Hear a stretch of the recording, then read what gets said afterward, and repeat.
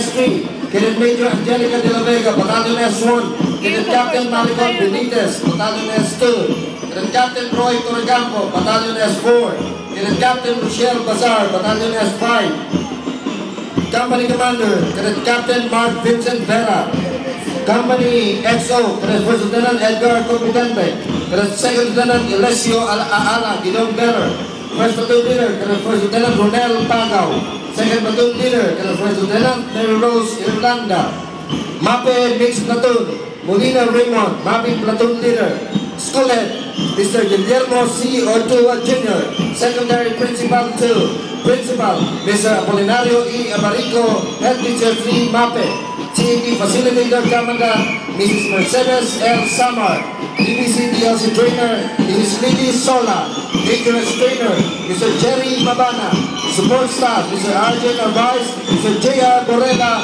Ms. Ina Marie Calentisen, Mr. Dan Carlo Enzano. Ladies and gentlemen, entry number 28, Ocampo National High School, San Francisco, Ocampo, Camarines Sur.